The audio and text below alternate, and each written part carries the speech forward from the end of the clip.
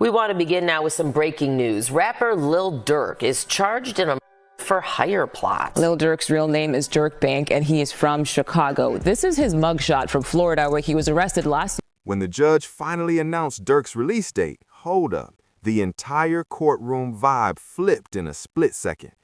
Durk collapsed to the floor, visibly stunned, like the weight of everything just hit him at once. And listen to this, that reaction made sense because law enforcement had just cracked open a brand new evidence file allegedly labeled the end of Durk Banks. That folder was reportedly loaded with accusations connecting Durk to the death of King Von. So yeah, fans watching closely knew immediately this timing wasn't random at all. I'll give you this. It's a back door and I got all the pieces. That's all I'm going to tell you. As Durk asked Vonnie, is it open? Vonnie told him it's off the hinges. Wait. Are you talking about the Von? Like King Von? Listen very carefully.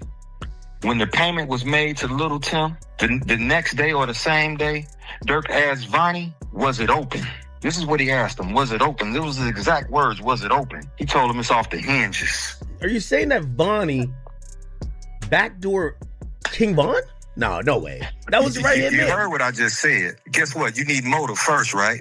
Yeah. I got bankers. That'll testify that or will make a contract or make a statement to you and let you know that this is the amount of money he had, this is what he had, this is that another. You need motive first and foremost. I got text messages from the lawyer letting you know that who told on Durk before, who told on Von before. To really get why that release date spiraled into a full meltdown, you gotta zoom out for a second. You have to look directly at the new stack of evidence that just came into play. And hold up, because this is where the drama kicks off. According to reports, Vonnie's father allegedly started cooperating with authorities and didn't just point at his own son, but also at Durk, sending shockwaves through the streets and lighting up the internet.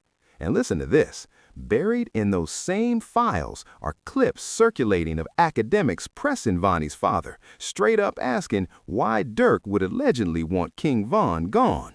Why would Durk want Von? Let me give you this. First of all, you didn't sign your rights over. You ain't in no 360 deal. First of all, you can't bring nobody into the business and they surpass you. How you bring me to the table and I pass you up? Don't nobody want their chief spot taken, do they? That's an interesting. Dude was a slack. Dude was a. He was signing the boys. He was a. Von wasn't no slack. That's interesting. I did find out that Von didn't have any contractual ties to Durk like that, which was interesting. I mean, come on, man. He wasn't even signed to him. How's this his friend? He lied on Breakfast Club and said, hey, you think your man would be sitting here with $300,000 worth of jewelry on and he not have an attorney? He got a public defender. Police reportedly pointed out that when Von passed, listen to this, Durk and Von were actually tied together in an ongoing legal case that quietly wrapped up with a private settlement. And hold up, that single detail alone has people talking heavy and asking way more questions than answers. He take my rights. He ain't respond no back to me because this is on a tablet. He on a jail tablet when I sent that to him. He ain't respond nothing else to him. I told you he can't take my advice because they playing. They made themselves get caught. This is what come along with it. They wanted to get caught. You understand me? So, that's what you meant by trenches paint. Okay. What you mean trenches what? Was it you that said that with the whole narrative about Vonnie snitching with the text messages? Like that's yeah. I don't know who said that, but that was me. But that was a focus. Everybody was trying to make it seem like that's what the text messages was about. That's just saying what he finna cop out to and this, that, and and with me saying Von, some people like, man, what he gonna tell on some words on Von? I ain't gonna lie, I said that in my video. I'm free to know what the Von name was for. No, he ain't gonna tell him no Von. You gonna tell that just like you orchestrated Lil you orchestrated this, and guess who you work for? That's exactly where the speculation jumps to a whole different level. Fans are convinced there's a real possibility Durk cut a quiet backroom deal with the feds and pushed the blame toward Von. Then, boom, a tweet went viral with Vonnie's father allegedly hinting that Durk had Von handled, and that made people side-eye Durk's actions every time tragedy hits. And listen, whenever names like King Von, Lele Capone, or FBG Duck come up, fans instantly point out that Durk allegedly went live on Instagram almost immediately. Hold up, which only fueled the theory that those IG lives were being used as real-time alibis. Meanwhile, Vonnie's father was reportedly furious, feeling completely betrayed after his son went federal and decided to speak his truth with no filter and no holding back. Really? Dude had a. What about that? A man had a with an extended clip. That's cool though, right? It didn't stop there. Posts started circulating claiming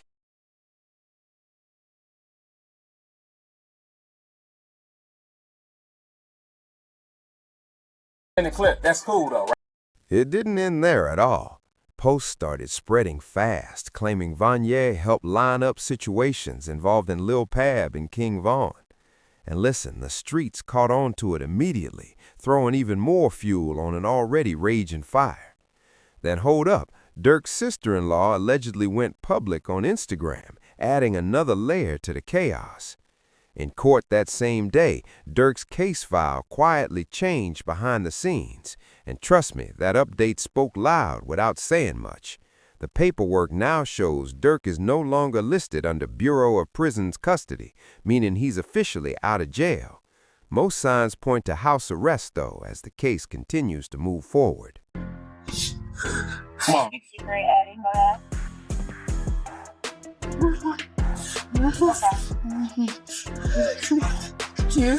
stop it. Stop it.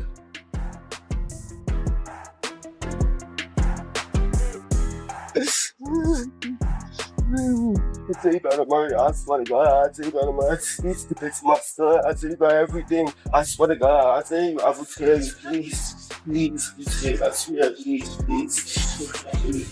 At the very same time, hold up, Vanye allegedly got access to a cell phone and started texting someone he thought he could trust, and that decision blew up fast. That person reportedly flipped almost immediately and leaked everything, pushing Vanye straight into the spotlight. And listen to this. According to the leaked messages, Vanye allegedly texted, "Yeah, I'm ch," a line that instantly set off alarms, trying to plead out to an A32, which insiders say is the baseline charge tied directly to murder-for-hire allegations. He allegedly broke it down himself, explaining the maximum sits at 43 years, which is basically life. But listen to this. If plea points get reduced, cooperation comes early, and there's no prior record, that number could drop to around 27 points, and that would translate to roughly 5 to 7 years instead of a lifetime. You gotta relax for me, because I can't understand it. Relax. What's the number? 7 what you saying, man? We're gonna see what we can do for you, all right? We're gonna see what we can do for you. You gotta relax for me. Relax, man. I'm gonna get a bus to prison. Relax. Give me No, I'm saying, what you talking about? I'm trying to get to. Vanye allegedly admitted flat out that going to trial wasn't even on the table, saying he wasn't about to gamble his entire life away. And listen, when he said he didn't want to get done like them other boys, that line hit different. Fans believe he was talking about Jam, a name that's already heavy and deeply tied into this whole situation. Courtroom for the bond hearing for my son, for the release for the third time. This time it was very fair. The judge was very fair. He wasn't pro-prosecutor. He wasn't pro-defense, but he was pro-justice. So he listened to all the evidence, and and he's going to give a ruling in the next few days about what his position is for the bond. But we were very pleased at how it turned out. So continue, family, friends, and fans, continue to keep us in your prayers, and we thank you. And inshallah, God willing, this be victorious for us, that we have a good ruling in our favor. Now here's where everything really clicks. Sources say only 3 key players were left standing: Durk, Vonnie, and Duty. With heat closing in and new footage dropping, survival mode kicked in full force. Recently released body cam clips reportedly show Vonnie begging to cooperate against Durk and others, and that footage instantly flipped the case on its head. Because of this sudden twist, Durk's legal team filed paperwork asking for more time on their bond proposal. That move immediately raised a bigger question. What exactly did Ted tell the feds? Ted is known as Duty's brother, and Duty's long been labeled Durk's main enforcer, with family ties making this messier than ever. Ted was reportedly picked up at a local convenience store after officers allegedly found a firearm in his jeans. From there, everything spiraled fast, and he was taken straight to the station with pressure crushing him before he even walked inside. Body cam footage allegedly shows Ted with tears streaming as he told the officer, "I'll tell you about the passings, hoping cooperation keeps me out, but that window's already closed." Once locked in a holding cell, witnesses say Ted completely broke down. He cried nonstop, desperate to cooperate and dropped names tied to street activity if it meant getting out alive. Because Duty is the older brother, everyone assumed the cooperating family member was him. Turns out it wasn't. Ted was the one. And that revelation flipped the narrative overnight. With both Ted and Vonnie allegedly cooperating, it looks like family stepped in to prevent them from throwing their lives away. But while that situation seemed to stabilize, Durk's legal troubles kept piling up fast. And if you missed it, reports just dropped claiming Lil Durk was allegedly involved in a jail altercation earlier. Check on your man. I ain't gonna lie, this got heavy. Back when I was growing up, I never dared cross paths with anyone who dared. That's when Baby jumped online and tweeted, "I don't care about nothing else other than Durk right now. Free to bro." And the streets instantly connected the dots. Around the same time, reports surfaced that Durk's day one homie Glee had passed in Chicago, sparking fears multiple F members were being targeted at once. That immediately raised a dangerous question. Who would even want revenge right now? Fans dug deeper and noticed something wild. On the exact same day, F names started circulating. Both Wanda Rondo and Lil Tim dropped interviews back to back saying almost the same thing, and that timing didn't sit right with a lot of people. Some brushed it off as coincidence, but others believed it was strategic. Online chatter suggests those interviews helped cool the heat and shift the tension, especially since Lil Tim publicly denied involvement with Quando, echoing regret and saying he wished things had gone differently. Two known Durk rivals dropping interviews the same day, praising him and showing regret, definitely raised eyebrows. From a mile away. I don't think people realize that. I could have a conversation with you for 5 seconds and know your car. To many fans, it looked like Durk's team was moving fast on damage control, especially with rumors spreading that his release could be near. And listen to this. Here's where it really gets interesting. Reports linked to statements from Durk's father suggest this bond situation wasn't random at all. If approved, it would mark Durk's third shot at bond. And under the law, sources say Durk's lawyers came in with an offer so solid the judge couldn't turn it down. Right after that, prosecutors reportedly started pulling back key evidence, a move that directly opened the door to a potential release date. According to court filings, prosecutors even told the judge they were willing to discard specific pieces of evidence against Durk. First Amendment argument here, right? That this violates the First Amendment. Can you talk about that? Right, for sure. I mean, I'm expressing myself. I can say the things that I want to say in a rap record or any kind of record. And you could go back and there's country records and there are pop records and there are R&B records that talk about all kinds of things. It's just that there's this notion that with hip hop, quote, glorifying violence, that suddenly now we're going to use these things to prosecute them. But does that mean that the free speech, the First Amendment has gone away? No, absolutely not. He can absolutely rap about what he wants to rap about. And that doesn't mean just because the story is. But here's the twist. Those same materials were still read out loud in open court for everyone to hear. Fans watching closely are now questioning just how that could affect the rest of Durk's bond hearing. During the session, lyrics were reportedly read aloud, with lines pointing out locations and events, instantly setting a room on fire. Observers said the scene felt chaotic, with reactions spreading fast online as people questioned why this info was presented if it was supposedly being dropped. Many are calling it a shady and unfair tactic, especially with Durk actively fighting for bond at the same time. Dropping evidence while broadcasting it publicly raised serious red flags about how the case is being managed behind the scenes. Even Charleston White jumped in with his reaction, adding gasoline to the fire and pushing the story further into the spotlight. Real victory. Now that demonic force was a dark force. It was a dark energy. I think we now finally get to put that fire out. I don't think we'll hear drill music ever again. I don't think drill rappers would ever be celebrated ever again. Down goes the drill. So this is a victory for law-abiding Americans who like hip-hop music but don't like the killing part. Now, here's where the feds are zeroing in.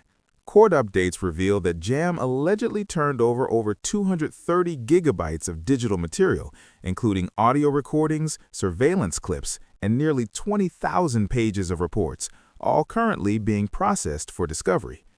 Based on that mountain of evidence, federal investigators believe Durk allegedly paid to have two individuals targeted. One of them is Stephen Mack, tied to the situation involving Durk's brother, D-Thang, and the other is Jam's child's mother, who tragically passed after Durk allegedly learned Jam was cooperating. Nobody's ever allowed to my house. It be our best friend never been in my house. For real? I promise. Your best friend? Promise. Like, it's people like that I just don't allow around my girl and my kids. Cause it's like, I'm just a different type. I'm not the, we're gonna have family night at Durk house tonight. It's the, you gotta watch. Everybody at Durk's crib. Yeah, we gotta, everybody getting watched. We gotta watch everybody. Hey, they go too close to them kids. You know what to do. Like, that's how I play. Like, I don't play. I see from a mile away. I don't think people realize. According to the feds, Jam is the central witness connecting all three situations. They also believe social media activity, including Instagram live clips, places Durk right in the middle, keeping this case far from over. Allegedly, Durk noticed Jam wearing a wire after he was seen gripping the top of his jacket and whispering into it, a moment that immediately triggered red flags for anyone watching closely.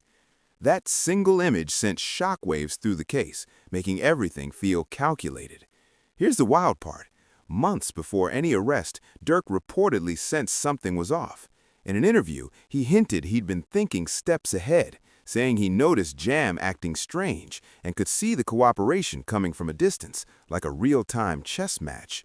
Durk later doubled down, explaining how locked in he's become, allegedly cutting friends off from knowing his location and sharing no personal details, and you could hear the disappointment when Jam's cooperation went public. What's crazy is he was steady crying. Feed him, feed him. You see that for my baby? That's how y'all really hold y'all babies, ain't it? I gotta hold my money like this. This too much crazy, though. Mother sitting up there doing all this sneak stuff, internet games, moving money. Do something, like we winning, bro. I can do whatever I want, just what I want. Y'all can't do that, though. Bro got out what? How many you did all? 12? Yeah, 12. That boy popped out 12 years. So much money. You really just get to pick your lanes, man. This part hits harder knowing Jam is the same person Durk publicly gifted $50,000 to during an Instagram Live, which is now under scrutiny because people in the background were later identified by the feds as key figures tied to other serious investigations. We just looked at him. Let's go over there. You guys can be what up, bro? Boss, you good? My boy. Let's go. They got real in here, man, because he just stepped in. The money man stepped in. All right. Court documents claim those same people were spotted shopping for jewelry with King Von and are now tied to the Lil Pie case, which instantly makes that old IG Live look way more incriminating than anyone realized at the time. Right. Hey, somebody always said slap con. Somebody always said slap con. Well, look on that'll, yeah. Because of Jam's cooperation, prosecutors are reportedly slapping Durk with another murder-related charge. They even presented the judge with an Instagram story Durk posted saying, "For dang," just 30 minutes after Stefan Mack passed, followed by another clip the next day showing Durk laughing, something they argue raises serious questions. Yet through all this heat, Durk hasn't budged. When academics asked if he'd consider a plea deal, his team made it clear. No shortcuts, no deals. They're taking this all the way. And they're doing it for one very calculated reason. You know, likelihood of a plea. I think a lot of people have seen like this seems like it's a do or die thing. This is kind of like it's going to be like a 1 or 0 type of situation. You're either are or you're not.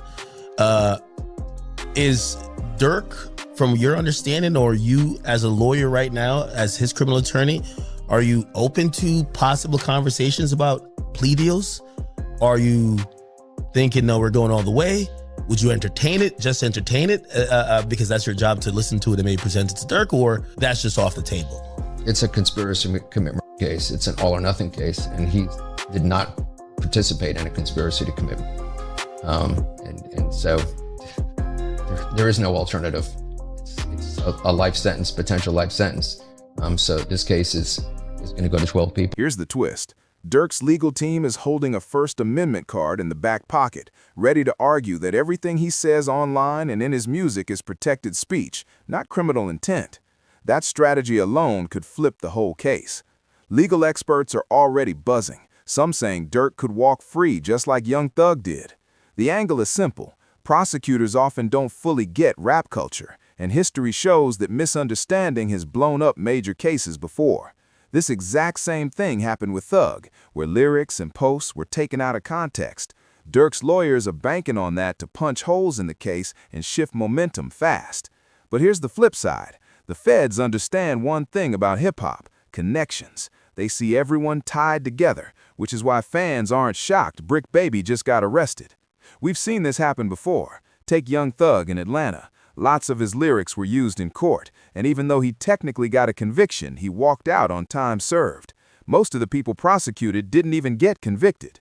Freedom of speech issues are huge here. Just because you say something in a rap song doesn't automatically mean you did it. And here's an extra twist. Durk's attorney says this song was released months before, which matters. Meanwhile, prosecutors just delayed Durk's bond decision, saying they need more time to gather last-minute evidence. That delay got everyone whispering. Something new just landed on the table. Courtroom chatter now points to a potential new cooperator, and many believe it links directly to Brick Baby's arrest. Listen, sometimes prosecutors don't understand hip-hop culture at all. It's like reading a text with zero context. You have to get the time, place, and audience. What looks like direct speech to outsiders can mean a dozen different things inside the culture. Big flub, for sure, but not the first time it's happened. Just last week, news broke that Big U, Brick Baby, Loose Cannon, and others got taken down in a rolling 60s sweep. Sources close to the case say Brick Baby might cooperate next, and if he does, Durk's situation could flip overnight. The timing of these arrests is raising eyebrows for legal experts. They think the feds are pressuring Brick Baby to spill everything he knows about Durk, especially since investigators were already focused on Durk over murder-for-hire claims tied to Brick Baby. This is the situation. 5 Chicago gang members tied to Lil Durk, FBG accused of being hired to target Quando Rondo in the LA incident, where Lil Pab was alive. They face serious penalties if convicted. Wait, was this an attempted hit? Can't say anymore. Federal charges in California, FBG Cash involved, and Lil P. You see how messy it gets. Fans even dug up a 3-year-old live stream where Brick Baby said, "You can't say Durk never slid for Vaughn because they got Lil Pab." That clip now hits differently. After Durk's arrest, Brick Baby went live again, reacting to that same interview, putting a spotlight directly on Durk for federal investigators. Why does it matter? Well, people were saying, you lined up somebody from your hood.